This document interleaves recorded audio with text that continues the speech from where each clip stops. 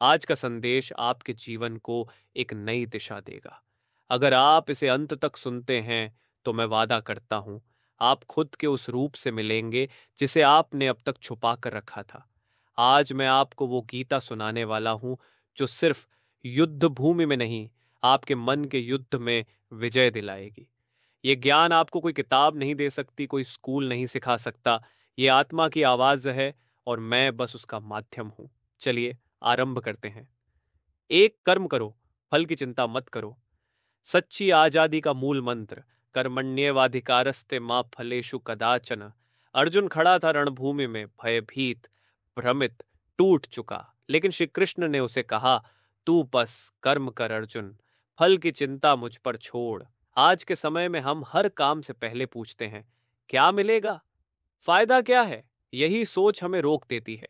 और जब हम सिर्फ फल की आस में जीते हैं, हम खुद को बंधनों में जकड़ लेते हैं। गीता सिखाती है, जब कर्म तुम्हारा धर्म बन जाए और फल का मोह छोड़ दो, तभी तुम सच्चे अर्थों में आजाद हो जाते हो। क्योंकि जो अपने कर्म में रमा है, वो दुनिया के हर तूफान में भी अडिग रहता है।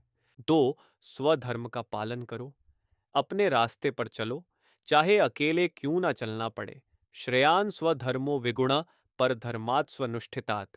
श्री कृष्ण कहते हैं, दूसरों का श्रेष्ठ धर्म भी तुम्हारे अपने धर्म से बढ़कर नहीं हो सकता। जीवन में सबसे बड़ी लड़ाई है खुद के रास्ते पर चलने की। लोग क्या कहेंगे, लोग क्या सोचेंगे, क्या मैं असफल हो जाऊंगा।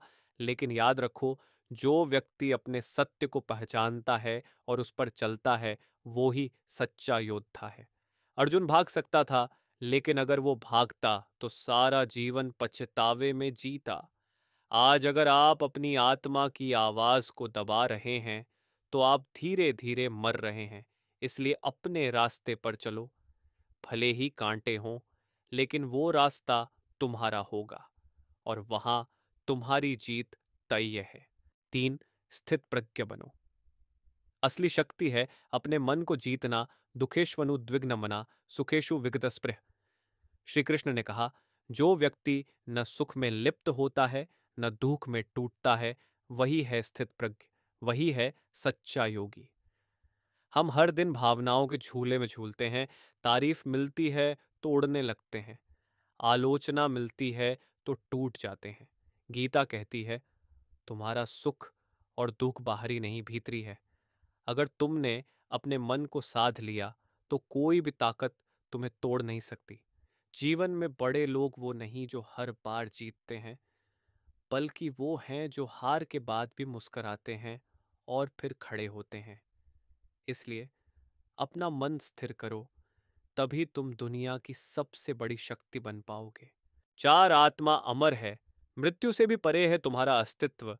न जायते म्रियते व कदाचित नायम, भूतवा भविता व न भूयः। श्री कृष्ण कहते हैं, आत्मा न कभी जन्म लेती है, न मरती है। न उसे अग्नि जला सकती है, न जल भिगो सकता है, न वायु सुखा सकती है। आप कोई साधारण शरीर नहीं है। आप एक चेतन, जागरूक, अद्भुत आत्मा हैं, जिसे कभी मारा नहीं जा सकता। और जब ये सच्चाई आपके भीतर उतरती है, तब डर खत्म हो जाता है। डर हार का नहीं रहता, डर मौत का नहीं रहता। तब बस एक लक्ष्य रहता है, जीवन को पूरी तरह जीने का।